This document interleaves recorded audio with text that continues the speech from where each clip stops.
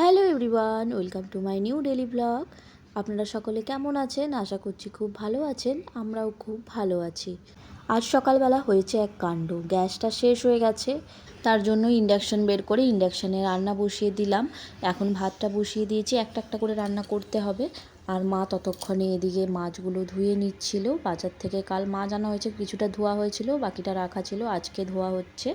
আমার এখানে তো গ্যাস আসতে এখন তো গ্যাসের বই করা হয়নি দিল্লিতে আসার পর, তাই জন্য ব্ল্যাকে নিতে গেলে 2-3 দিন সময় লাগে, ওই জন্য একটু সময় লাগবে, তাই ইন্ডাকশানে রান্না করতে হবে এই কদিন। আর চলুন, এই যে এখানে মা দই বসিয়েছিল, মিষ্টি দই বসিয়েছিল, কিন্তু দইটা অল্প টক হয়ে গেছে, মিষ্টিটা মনে হয় একটু কম হয়েছে।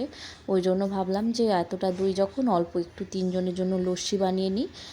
এখন একটু লস্যি খাওয়া যাবে, ভালোই গরম পড়েছে। লস্যি খেয়ে যে এখানে রান্না বসাবো, সজনে ডাঁটা দিয়ে অল্প একটু চিংড়ি মাছ দিয়ে হালকা করে একটা ঝোল বানাবো, আর অল্প একটু চিংড়ি মাছের বাটি বানাবো সর্ষে দিয়ে। আজকে দুটো রান্নাই আমি করব, কারণ আজকে আমার ইচ্ছে করছিল রান্না, এই জন্য এখানে আগে চিংড়ি মাছের ঝোলটা বানিয়ে নিই, তারপর বাটিটা বানাবো। এই যে সর্ষে দিয়ে চিংড়ি মাছ পোস্ত দিয়ে বানিয়ে নিয়েছি, হয়ে গেছে রান্না। এবার দুপুরের খাবার খেয়ে নেব। ভিডিওটা ভালো লাগলে একটা লাইক করে দেবেন। আজকের মতো এটুকুই, টাটা।